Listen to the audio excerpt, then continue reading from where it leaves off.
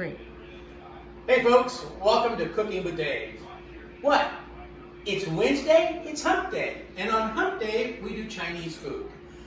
Today I'm going to do a tomato beef stir fry. It's a classic Cantonese dish. And the reason why I have this book out is because a lot of times when I do dishes like this, I don't remember exactly all of the recipe ingredients. I also don't know sometimes the process in which they go through. I haven't done this in a long while. This is a great book though. It's called Everybody's Walking by Martin Yan.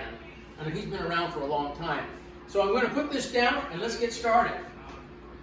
But before we get started, what time is it? Everybody knows what time it is. It's cooking wine time. So I'm going to try and see if we can get this to heat up a little bit while I enjoy a little sip of this wine. Oh boy, is that tasty. So I think the oil is pretty warm. While we were off camera, I was heating it up a little bit. And now that we're on camera, it seems to be a little bit warmer. Starting to get a little bit of heat. With tomato beef, you do is there's an onion and garlic that is combined in the first part of this stir fry.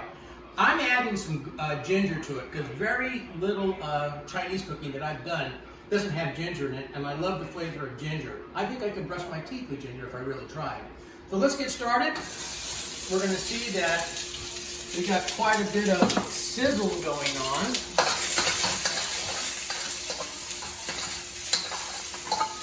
And I'll lift it up slightly, and the reason why I lift the pan up slightly when you're cooking these is because the heat, especially on electric, is pretty intense.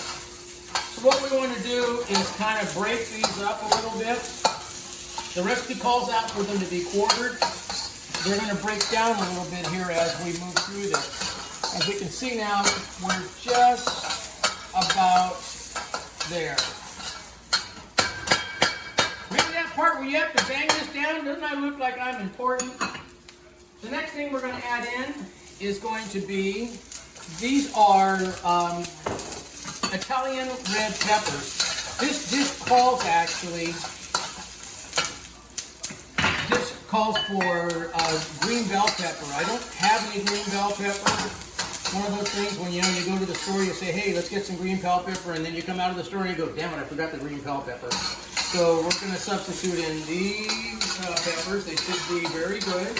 You can see that the onions are starting to break down now, not quite as big as they were. Now comes, guess what? There's tomato in tomato beef. We're going to shove the tomato wedges in, and now I'm going to combine in the sauce. And I'm going to read the sauce off to you, and I'm going to post actually, after we get done here, what is in the sauce. There's soy, sugar, there's rice wine, there's a number of different things are in this. But what we're doing now is we're going to bring this, and we're going to bring it to a bit of a boil. And you're probably wondering, Dave, how come there's no beef in here?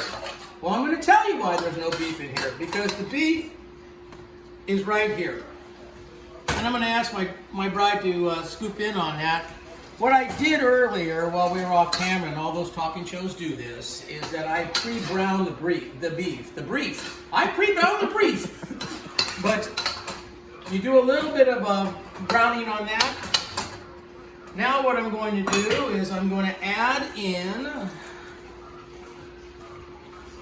all the beef.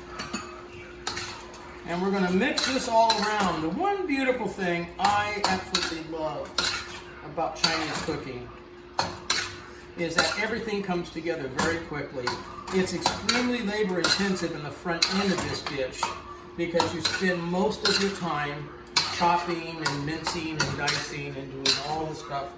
And really, I can't say that I don't enjoy it because I'm drinking a lot of wine while I'm doing that, so it's a very good thing.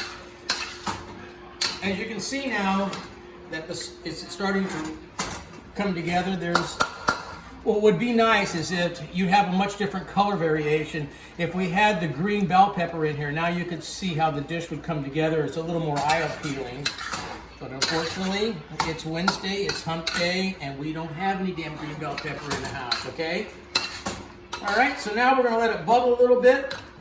If the sauce seems kind of thin, and this one doesn't really seem that thin to me, I'm gonna leave it as it is. But what you would do is, it's about a tablespoon of cornstarch with a little bit of water. That will thicken almost any sauce that you have. Oh, speaking of thickening, let's get a little thick here. This dish does not call out for cilantro or Chinese parsley, but I'm going to put a little bit in there because I like the way it tastes in a dish. We're going to go back together a little bit more.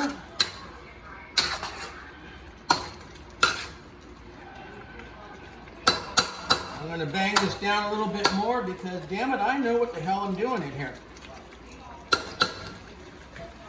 I'm going to turn the heat down.